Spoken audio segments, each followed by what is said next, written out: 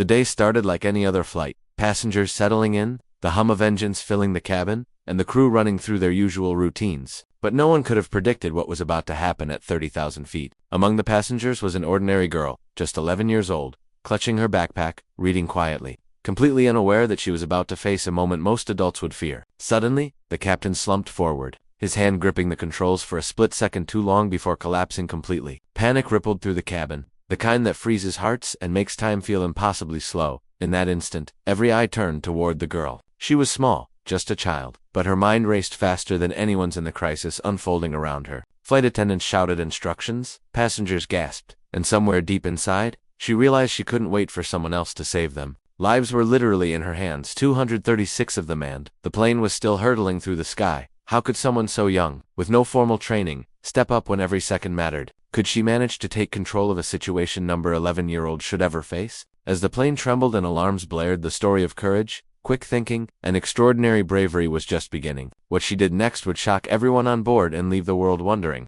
How could one child make the difference between disaster and survival? The answers and the breathtaking moments that followed will keep you on the edge of your seat. The girl's name was Emily, and to anyone who knew her, she seemed like an ordinary thoughtful, and a little shy. She loved drawing airplanes and reading books about heroes, but nothing in her life had prepared her for this. She had flown before with her family, sure, but flying a plane? That was something she had only ever imagined in her dreams. Her mind raced as she glanced at the unconscious pilot, then at the controls in front of her, the flashing lights and warning sounds making her heart pound. Around her, the passengers were frozen in fear, some clutching each other, others whispering frantic prayers. Flight attendants were trying to calm people down, but the panic was spreading too fast. Emily's eyes darted to the cockpit, instruments she remembered seeing her father, a pilot, talk about them once. Something clicked. The buttons, the throttle, the radio, they were all familiar enough from her memory. She knew she had to act, even if she wasn't completely sure what to do. But fear wasn't the only thing in the air. Doubt crept in, a shadow whispering that she was too young, too small, too inexperienced. The plane was already unstable, swaying slightly with turbulence, and every second counted. The thought of 236 lives depending on her made her stomach twist. But she couldn't freeze now. Somewhere deep inside, a tiny spark of courage pushed her forward. She reached for the radio, her hands trembling, unsure if anyone would hear her, unsure if she could even find the right frequency. The plane's fate hung in the balance, and the moment of truth was closer than anyone could imagine.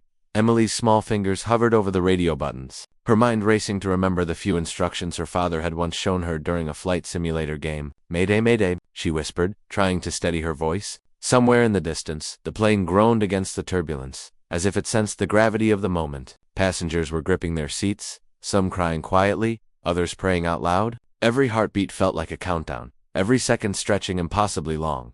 From the back of the plane, a flight attendant tried to keep people calm, her own hands shaking as she reassured terrified passengers. One elderly man clutched his wife's hand so tightly his knuckles turned white. A young mother tried to soothe her baby, rocking him gently while glancing at Emily with awe and fear. The cabin was a chaotic mix of panic and hope, and Emily realized that everyone's survival depended not on luck but on her next moves. Meanwhile, the unconscious pilot's assistant instruments were warning of rapid altitude changes. The autopilot had disengaged when he collapsed, leaving the plane vulnerable. Emily's mind raced. She knew she had to stabilize the plane before contacting air traffic control. She remembered the throttle, the rudder controls, and a dozen small details her father had casually mentioned during family trips. It was enough to give her a chance, but not a guarantee. Deep inside, Emily felt the weight of the lives around her, the passengers, the crew, the dreams and families waiting below. She took a deep breath, fighting the fear clawing at her chest, and leaned forward. Every move, every decision could mean disaster or survival. Outside, clouds swirled violently, lightning flashing faintly through the windows, hinting that nature itself was about to test her courage. Emily's hands shook as she gripped the controls, her knuckles white, but her mind was sharp, focused. The plane lurched again, throwing some passengers against their seatbelts. Screams and shouts filled the cabin, mixing with the persistent warning alarms that echoed in her ears. She could feel the enormous responsibility pressing down on her small shoulders. 236 lives, all depending on her. The thought made her stomach twist, but fear was no longer her master. She had to act out through the static of the radio. A calm voice finally responded. "This is air traffic control. Who is speaking?" "Are you the pilot?" Emily's voice cracked, tiny but determined. I'm a passenger. The pilot's hurt. I need help." The words felt impossibly small against the enormity of the situation, but they were enough to get attention. A voice on the other end shouted instructions, and suddenly, Emily was receiving guidance. Every word a lifeline across the miles. The plane pitched violently again, the turbulence stronger than before. Lightning illuminated the faces of terrified passengers, the youngest gripping their parents, some praying, some silent in shock. Emily's mind raced through the controls. She barely remembered, trying to keep the nose steady, the wings balanced. Every second felt like a lifetime. Every small correction, a battle against gravity itself. In the cockpit, the unconscious pilot lay slumped, a haunting reminder that there was no one else to take control. Emily's focus narrowed to the instruments, the dials, the planes, every movement. Outside, storm clouds churned like an angry ocean, the roar of wind and rain threatening to overwhelm her. One wrong move now, and everything could be lost. And yet, despite the fear, a spark of courage burned brighter than ever. The moment of truth, the moment that would define her bravery, was seconds away. Just as Emily felt a sliver of control, a sudden jolt rocked the plane violently, throwing her against the seat. The instruments blinked furiously. An engine had failed. Panic surged through the cabin again, passengers gripping whatever they could, some screaming, some frozen in shock. Emily's heart raced faster than ever. Not only was the pilot unconscious,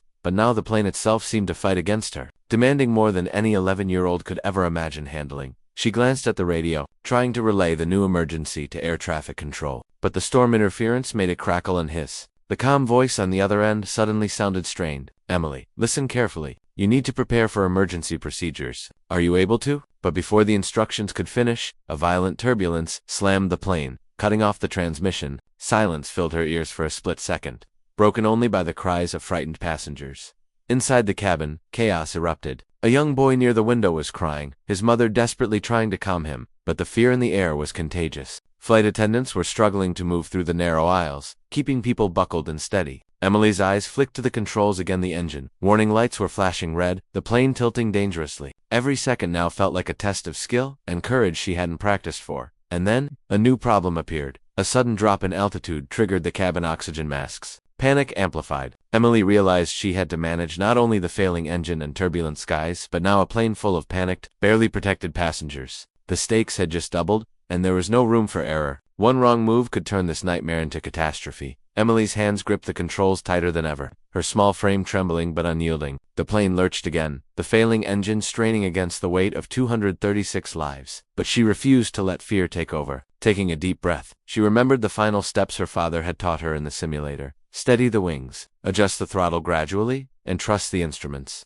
Inch by inch she guided the plane, correcting its tilt, coaxing the stubborn engine to stabilize. Every flicker of a warning light made her heart race, but she pushed forward, determined to save everyone on board. Passengers were holding their breath as the plane began to level, the turbulence easing just enough for them to sense hope. Flight attendants moved through the aisles, calming crying children and reassuring the terrified adults. Emily's voice, small but resolute, came over the intercom. "We're going to be okay. Stay calm, keep your seatbelts fastened." Her words, brave and steady, rippled through the cabin like a lifeline, anchoring everyone to courage. Finally, the plane began its descent toward the nearest airport, air traffic control guiding her through every turn. Sweat streamed down her face, and her hands ached, but step by step, Emily proved that even one child could make the difference between disaster and survival. The landing gear lowered, the runway lights shining through the storm, and with one final adjustment, the plane touched down safely. Cheers erupted in the cabin, tears flowed freely, and Emily slumped back, exhausted but triumphant.